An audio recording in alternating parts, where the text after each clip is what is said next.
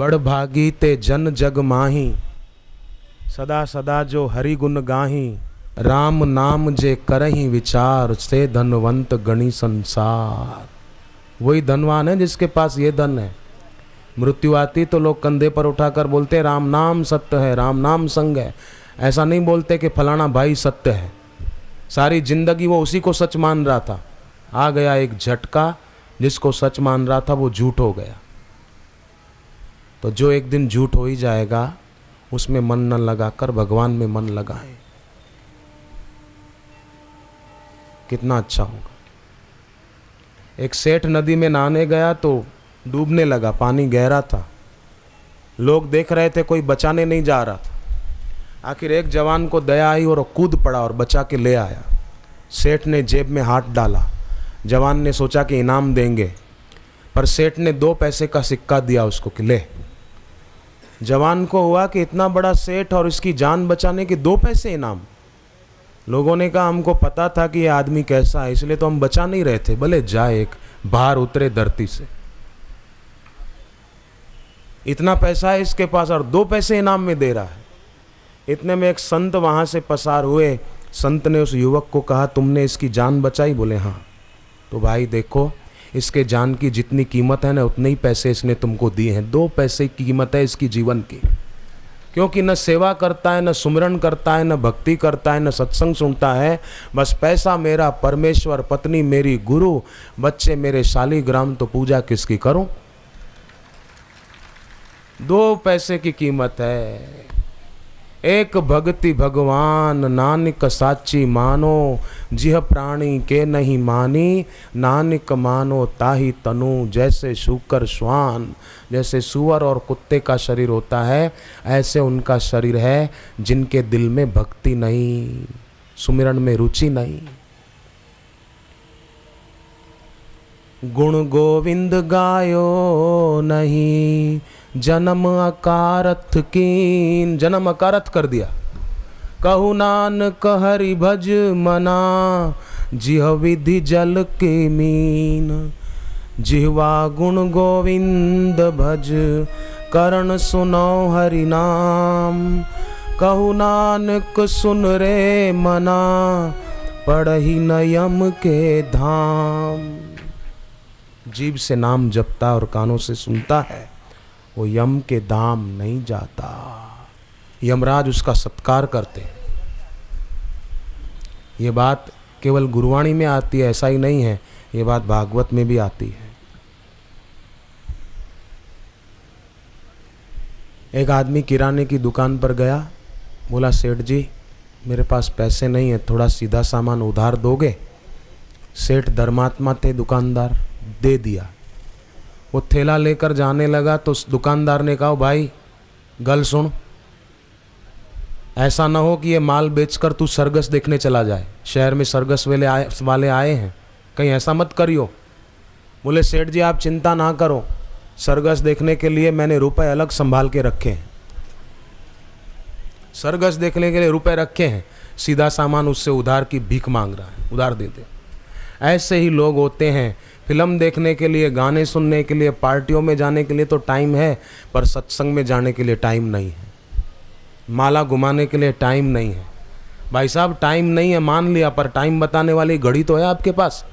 घड़ी देखो रोज कितना टाइम बेकार चला जाता है। रुपया तो खर्च करने पर खर्च होता है, और समय तो बिना खर्च किए अपने आप खर्च हो रहा है, बीता चला जा रहा है। और जिसको कोई नहीं चाहता वो मृत्यु निकट आ रही है।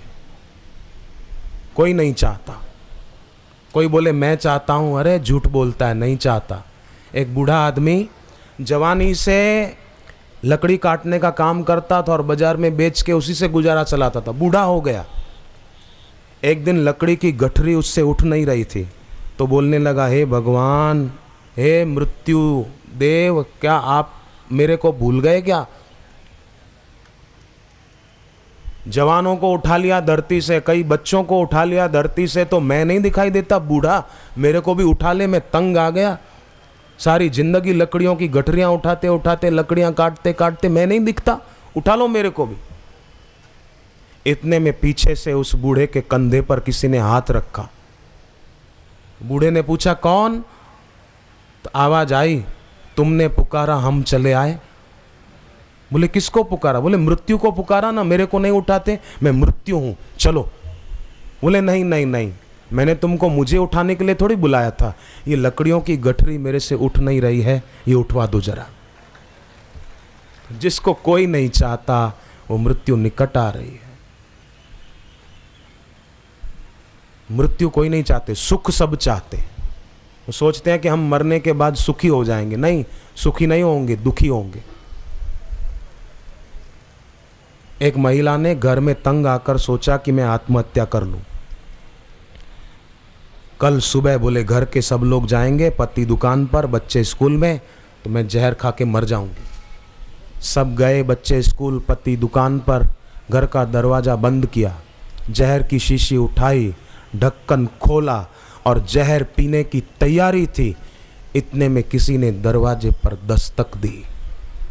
ये गुस्से में बड़बड़ाई कि मुझे चैन से जीने तो नहीं देते, चैन से मरने भी नहीं देते। दरवाज़ा खोला तो देखा ऋषि प्रसाद के सेवादार थे। हर महीने नया अंक देने जाते हैं, कई हाथों हाथ बांटने जाते हैं, सेवा करते हैं। वो महिला बोली भाई साहब आपको अभी टाइम मिला ये लाने का? तो वो बोला बहन जी मैं तो आज शाम को आने वाला था, पर न जाने को बापूजी मुझे कह रहे थे कि इसके घर तो अभी जा, बाकी शाम को जाना, इसके घर अभी दे के आ, तो मैं अभी आया हूँ, ये लो नया अंक। वो बहन ने लिया और उस पर बापूजी की जो तस्वीर थी वो देखकर वो बहुत रोई।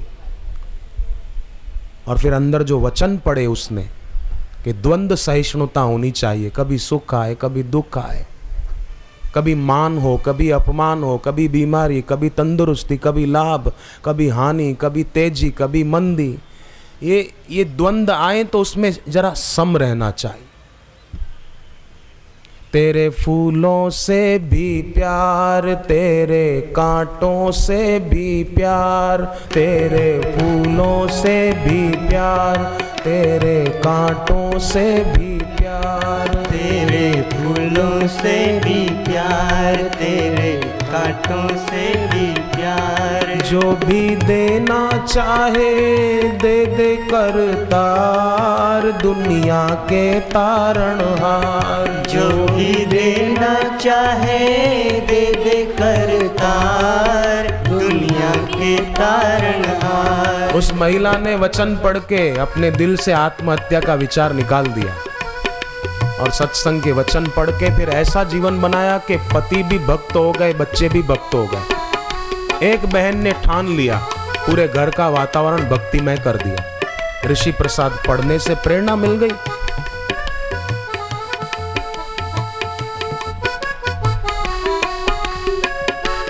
चाहे सुख दे या दुख, चाहे खुशी दे या गम, चाहे सुख दे या दुख, चाहे खुशी दे या गम।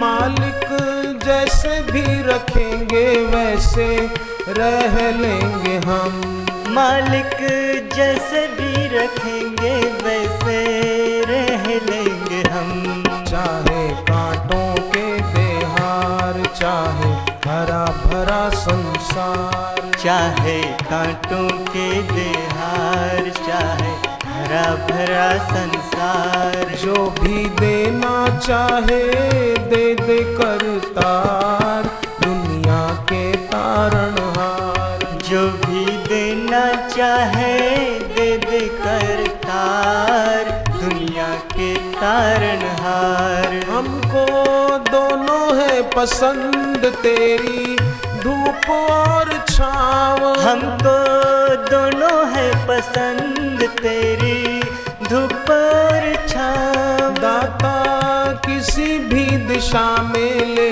चल जिंदगी की नाव, दाता किसी भी दिशा में ले चल जिंदगी की नाव। चाहे हमें लगा दे पार, चाहे छोड़ हमें मझधार, चाहे हमें लगा दे पार, चाहे छोड़ हमें मझधार। जो भी देना चाहे दे दे करतार दुनिया के तारणहार। जो भी देना चाहे दे दे करतार दुनिया के तारणहार। दुनिया के तारणहार। दुनिया के तारणहार। दुनिया के तारणहार। दुनिया के तारणहार। घर में कभी कभी अनुष्ठान करें, अनुष्ठान करने की विधि समझ लें। बराबर पूर्व और उत्तर के बीच ईशान कोण में एक तुलसी का गमला रखें। देखो, घर में ईशान कोण में तुलसी का पौधा और पूजा की जगह पर गंगा जल, ये घर में बरकत बढ़ाने वाले हैं। तो ईशान कोण में तुलसी का गमला रखा, बापूजी की गुरु की तस्वीर रख दी, नीचे जमीन पर एक कपड़ा बिछाकर गेहूं के दानों से स्वस्तिक बना दिया, स्वस्तिक के बीच में एक तांबे का लोटा जल भर के रख दिया, ऊपर नारियल रख दिया, अपने को तिलक किया, गहरा श्वास भरकर एक बार गायत्री मंत्र या गुरु मंत्र जपो तो 11 बार गुरु मंत्र जपा, फिर धीरे धीरे श्वास छोड़ा, ऐसा 3 बार किया, दोबारा गहरा श्वास लिया और थोड़ा जप किया, धीरे धीरे छोड़ा, तीसरी बार किया, फिर अपना संकल्प दोहराया कि हम अमुक कार्य की सिद्धि के लिए ये अनुष्ठान कर रहे हैं, वो कार्य पूरा होके ही रहेगा। ओम गम गणपतये नमः। ओम गम गणपतये नमः। फिर शुरू करें, फिर चाहे श्री आशा रामायण के 108 पाठ का अनुष्ठान हो, गुरु मंत्र के जप का अनुष्ठान हो, अगले दिन भी पाठ जप करें तो तिलक करके 3 बार गहरा श्वास लेकर ये अपना मंत्र जप और संकल्प दोहरा लें। फिर देखो कैसे संकल्प साकार नहीं होता है। आप करके देखो, मेरी भी परीक्षा हो जाएगी, मैं झूठ बोल रहा हूँ कि सच बोल रहा हूँ। दृढ़ता से करना, संकल्प करो तो विकल्प मत करना, होगा कि नहीं, होगा कि नहीं, नहीं जरूर होगा। डॉक्टर हर्बर्ट बेंसन को अमेरिका में पूछा गया, अभी वो जीवित है, बड़ी उम्र है, उनसे पूछा गया कि कैंसर के रोग को मिटाने का बढ़िया उपाय क्या है। डॉक्टर हर्बर्ट बेंसन अमेरिका में कहते हैं कैंसर जैसे घातक रोग को मिटाने का बढ़िया उपाय श्रद्धा है। केवल श्रद्धा के द्वारा कैंसर जैसे घातक रोग को भी मिटाया जा सकता है और उसके कई प्रमाण हैं। कई लोगों को मैंने देखा, श्रद्धा थी। एक 80 साल का वृद्ध आदमी राजस्थान झालावाड़ में, कैंसर मिट गया। 80 साल की उम्र में कैंसर हुआ और मिट गया। पानी का घूंट गले से नहीं उतरता था, बोले मैं 1 गिलास दूध पी लेता हूं। ऋग्वेद में 10 मंडल हैं, जैसे गीता में 18 अध्याय है। उस ऋग्वेद के 10वें मंडल का 151वां सूक्त श्रद्धा सूक्त है। ये आपके अंदर में श्रद्धा ही तो है, आप क्यों बैठे इतनी देर से और इतनी संख्या में, इतनी शांति से? बाहर से शरीर को गर्मी लग रही है पर फिर भी बैठे। इतनी देर अगर घर पे बैठे होते हैं तो कितनी बार फ्रिज का दरवाज़ा खुलता, ठंडा पानी पीते, शरबत पीते, कुछ खाते पीते, पर यहाँ सब छोड़कर बैठे हैं, विरागी होकर बैठे। विरागी बापूजी कहते हैं ओम नमो भगवते वासुदेवाय 108 बार जप कर कोई घर से बाहर जाए तो उसके यात्रा के विघ्न दूर हो सकते हैं।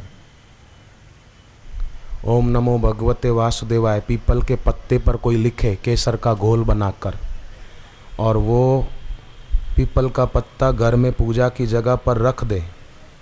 शनिवार या रविवार के अलावा पीपल का पत्ता लेकर उस पर लिखना ये, और वो केसर के घोल से 3 बार ओम नमो भगवते वासुदेवाय, और वो पीपल का पत्ता पूजा की जगह पर पड़ा रहे। धूप दीप जलाते हैं तो स्वाभाविक उसके आगे भी हो जाएगा। व्यापार में जिसको बार बार घाटा होता हो ना, उसको ये प्रयोग करने से फ़ायदा हो सकता है।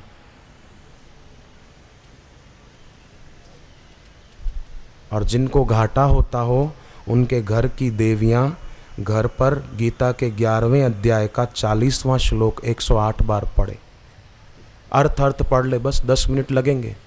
एक श्लोक 40वां 11वें अध्याय का, और पाठ पूरा हो जाए 108 बार तो संकल्प करे कि इसका पुण्य हमारे पति को, पिता को, भाई को, जो आपका संबंध हो उनका नाम लेकर संकल्प कर दें कि इसका पुण्य उनको मिले और उनको अपने काम में सफलता मिल जाए।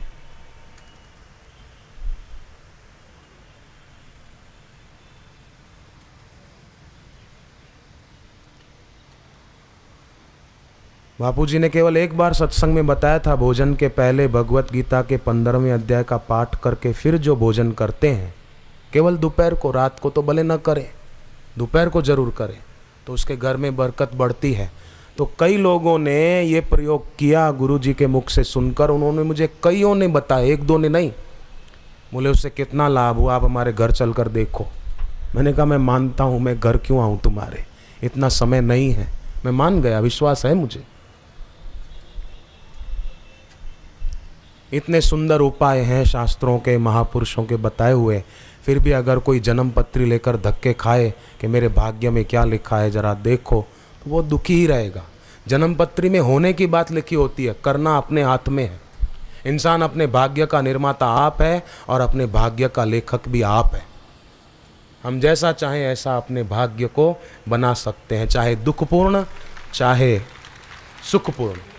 मेरे मन मंदिर में ध्यान तुम्हारा मेरे गुरुवर, दर्शन के प्यासे हम हैं तेरे मेरे गुरुवर। मेरे मन मंदिर में ध्यान तुम्हारा मेरे गुरुवर, मेरे मन मंदिर में ध्यान तुम्हारा मेरे गुरुवर।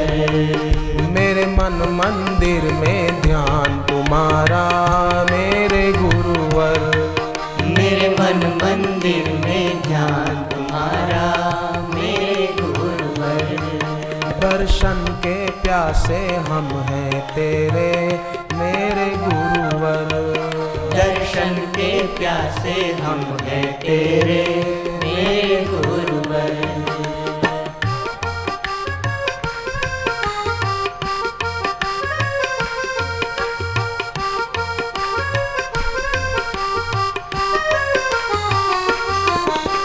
मन मंदिर में बसने वाले, मन मंदिर में बसने वाले, ध्यान हमारा रखने वाले, ध्यान हमारा रखने वाले, तन मन धन हम तुझ पे वारे मेरे गुरुवर। मेरे मन मंदिर में ध्यान तुम्हारा मेरे गुरुवर। मेरे मन मंदिर में ध्यान तुम्हारा मेरे गुरुवर। तेरे दर पे जो भी आए, तेरे दर पे जो भी आए, ज्ञान की गागर भर ले जाए, ज्ञान की गागर भर ले जाए। अज्ञानी को ज्ञान है देते मेरे गुरुवर। मेरे मन मंदिर में ध्यान तुम्हारा मेरे गुरुवर, मेरे मन मंदिर में ध्यान तुम्हारा मेरे गुरुवर।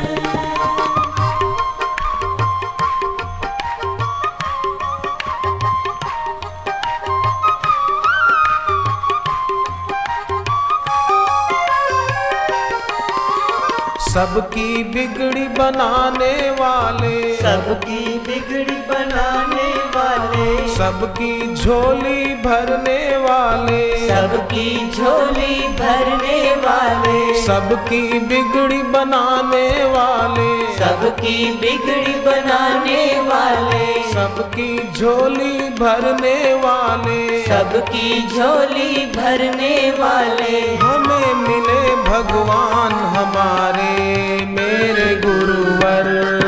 मेरे मन मंदिर में ध्यान तुम्हारा मेरे गुरुवर, मेरे मन मंदिर में ध्यान तुम्हारा मेरे गुरुवर।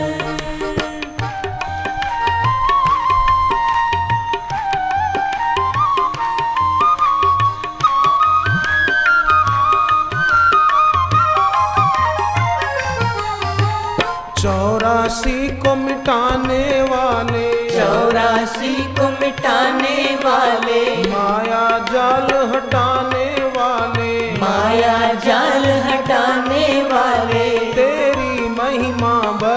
न जाए मेरे गुरुवर। मेरे मन मंदिर में ध्यान तुम्हारा मेरे गुरुवर। मेरे मन मंदिर में ध्यान तुम्हारा मेरे गुरुवर।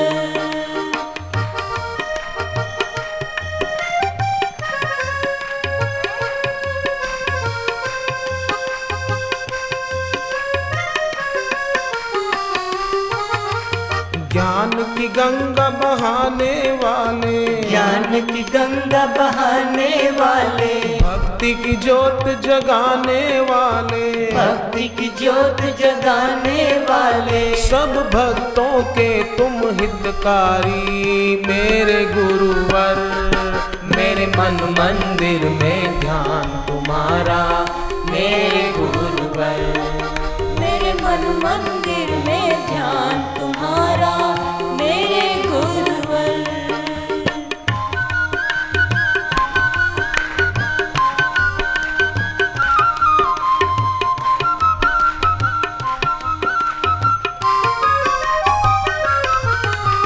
भव से पार लगाने वाले, भव से पार लगाने वाले, दुर्गुण दोष भगाने वाले, दुर्गुण दोष भगाने वाले, तुम समना कोई और है दूजा मेरे गुरुवर। मेरे मन मंदिर में ध्यान तुम्हारा मेरे गुरुवर। मेरे मन मंदिर में ध्यान तुम्हारा मेरे गुरुवर।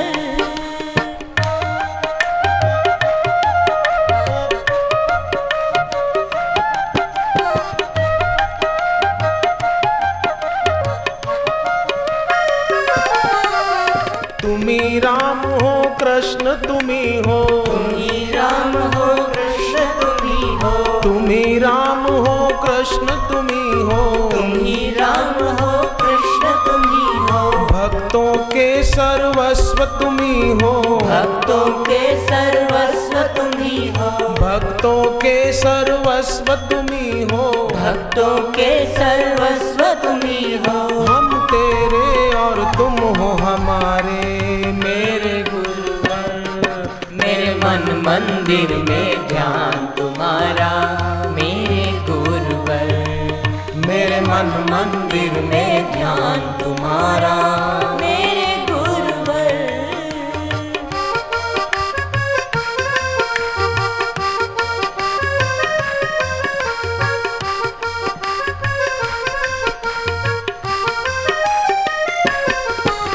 सतत दया बरसाने वाले, सतत दया बरसाने वाले, सबका मन हर्षाने वाले, सबका मन हर्षाने वाले, हम सबके तुम्हें अनंत वंदन मेरे गुरुवर। मेरे मन मंदिर में ध्यान तुम्हारा मेरे गुरुवर। मेरे मन मंदिर में ध्यान तुम्हारा मेरे गुरुवर। दर्शन के प्यासे हम हैं तेरे मेरे गुरुवर। दर्शन के प्यासे हम हैं तेरे मेरे गुरुवर।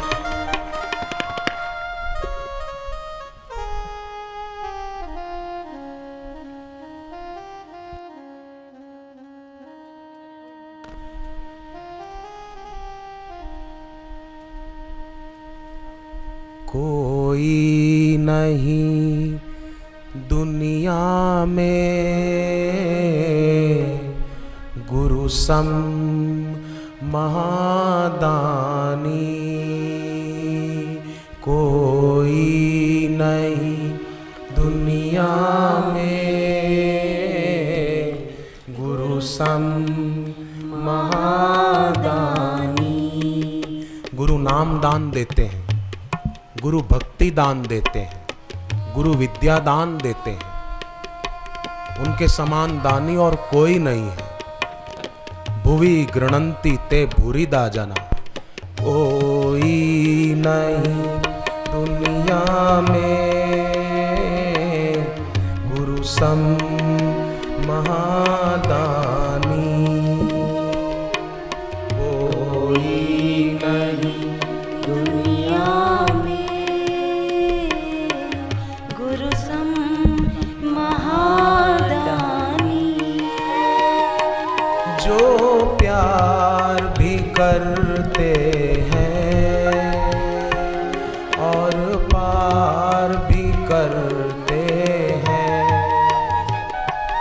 जो प्यार प्यार भी करते हैं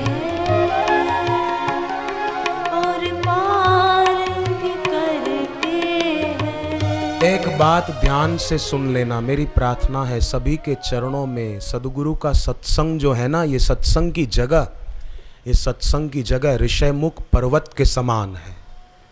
जैसे सुग्रीव वाली से बचने के लिए ऋषयमुख पर्वत पर जाकर बैठ गए थे, वाली वहां आ नहीं सकता था उसको मारने के लिए। वाली सुग्रीव को मार डालना चाहता था। वाली कर्म का प्रतीक है। वही वाली था जिसने अपने भाई की शादी करवा के बढ़िया महल बनवा के दिया था कि खुश रहे मेरा भाई, और वही वाली था जो उसकी जान लेने के लिए पीछे पीछे घूमता था। कर्म कब व्यक्ति को अच्छा फल दे और कब बुरा कोई पता नहीं, कब सुख दे कब दुख दे कोई पता नहीं। पर सत्संग ऋषयमुख पर्वत माने वहां कर्म का जोर नहीं चलता। वहां तो एक घड़ी आधी में पुनियाद, तुलसी संगत साध की हरे कोटि अपराध, सियावर रामचंद्र की जय। सुनिए दुख पाप का नाश, गुरु नानक जी कहते हैं। सत्संग ऋषयमुख पर्वत है। यहाँ कर्म रूपी वाली नहीं आ सकता, यहाँ भगवान जरूर आ सकते हैं। ऋषयमुख पर्वत पर वाली नहीं आ सकता था, पर भगवान राम जी आ गए, और हनुमान जी ने सुग्रीव की मित्रता भगवान राम जी से करा दी, और सुग्रीव को बाद में क्या मिला ये दुनिया जानती है। तो सत्संग रूपी ऋषयमुख पर्वत पर जो आ जाता है उसे सद्गुरु भगवान का नाम देते हैं, और गुरु के द्वारा भगवान का नाम मिलता है। तो जैसे हनुमान जी ने सुग्रीव को राम जी मिला दिए, गुरु नाम दिला देते हैं, तो जैसे सुग्रीव सुखी हुआ उसी प्रकार भक्त भी, सत्संगी भी आनंदित और प्रसन्न चित्त हो जाता है। मुझे लुधियाना के ही एक भाई ने बताया था, मैं नाम भूल रहा हूँ, कुछ साल पहले, वो बात सुनेंगे तो उनको भी याद आ जाएगा। उन्होंने बताया था आश्रम में जो गुरु जी की कुटीर है उसकी परिक्रमा करके वो वहाँ से जल भर के ले गए थे दिल्ली। उनके संबंधियों में किसी बच्चे को कैंसर था, किसी व्यक्ति को, तो उनको वो जल दिया और बापूजी का एक नित्य दर्शन दिया कि जल पीना और ये दर्शन करना, जप करना, ठीक होगा। डॉक्टर बोलते थे 3 महीने में ये आदमी मर जाएगा, पर उसके बाद कितने साल हो गए, बोले वो आदमी जिंदा है। डॉक्टर बोलते रहे 3 महीने में मर जाएगा, पर आश्रम की कुटीर की परिक्रमा करके जल ले गए थे। लुधियाना के हैं वो भाई, मुझे नाम याद नहीं रहा, उन्होंने बताया था। बिगड़ी तकदीर संवरती है तेरे दरबार में आने से, जो भी तेरे निकट आए वो भक्त जरूर तर जाता है। सदगुरु तेरे दर्शन पाकर आंखों में सरूर आ जाता है। सरूर एक प्रकार का नशा।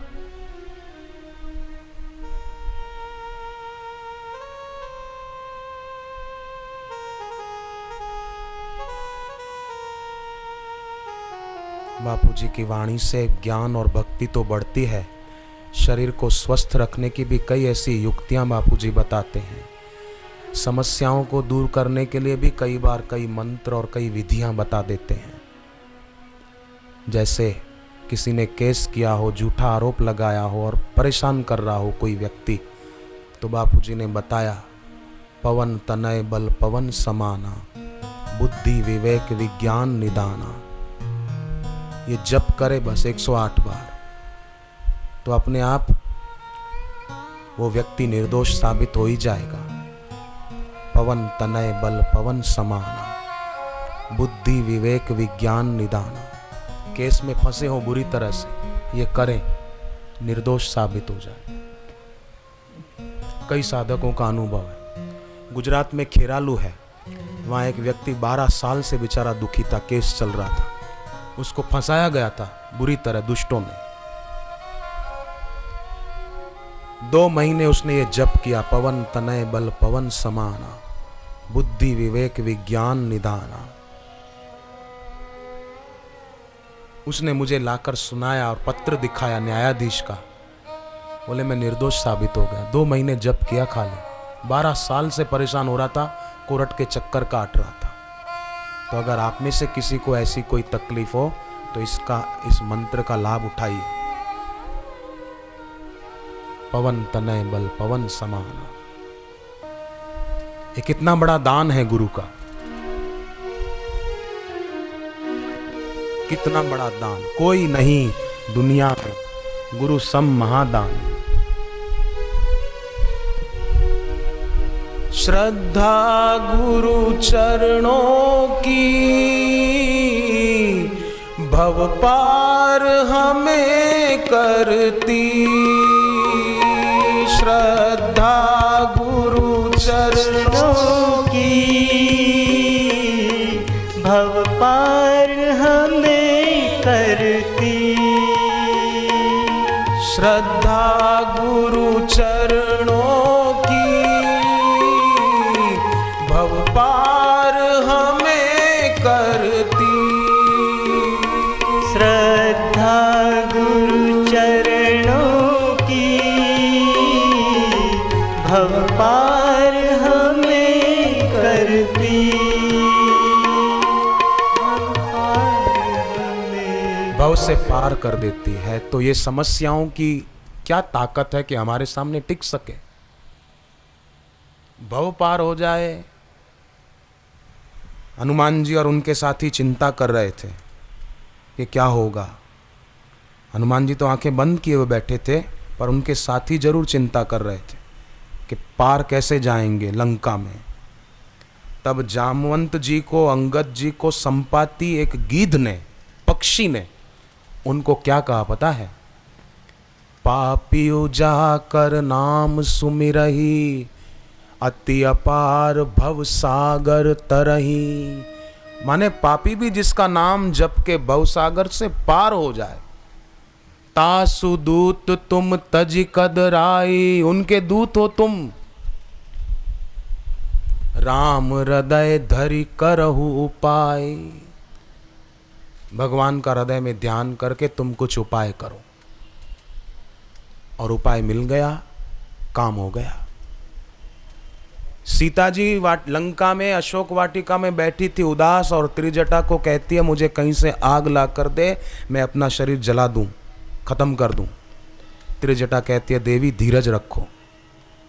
फिर हनुमान जी नीचे आए पेड़ पर से, और हनुमान जी ने सीता जी को सुनाया वचन।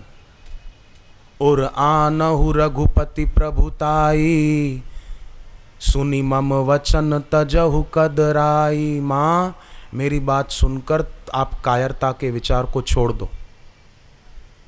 भगवान की महिमा को और उनके बड़प्पन को, उनके शक्ति को अपने दिल में धारण करो, देखो क्या होता है।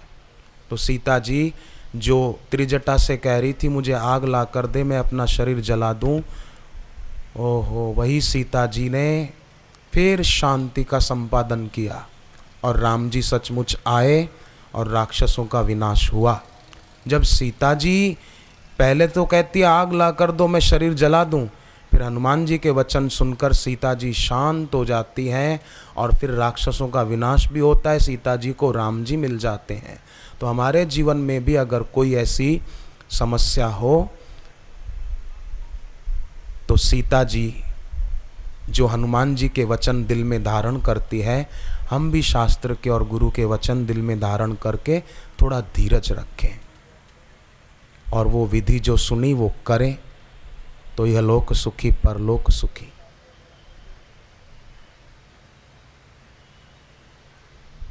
संभव है, असंभव कुछ भी नहीं इस दुनिया में।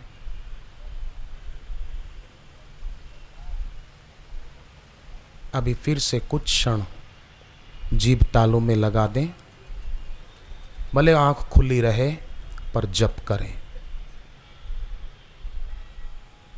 एक एक क्षण हमारा पुण्य की पोथी में तपस्या के रूप में जमा हो रहा है। इस समय निरर्थक नहीं जा रहा, समय सार्थक हो रहा है। हम क्यों बैठे हैं भगवान जानते हैं, किस लिए बैठे हैं भगवान जानते हैं।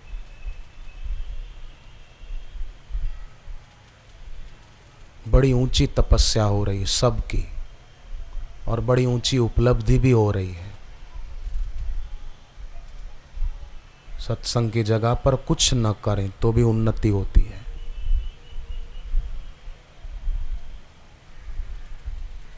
श्रद्धा से और दोष दृष्टि से रहित होकर सुनते हैं, श्रद्धा युक्त और दोष दृष्टि से मुक्त होकर जब सुनते हैं तो सुनने मात्र से भगवान गीता में कहते हैं सुनने वाला शरीर छूटने पर पुण्यवान के शुभ लोकों में चला जाता है। खाली सुनने से।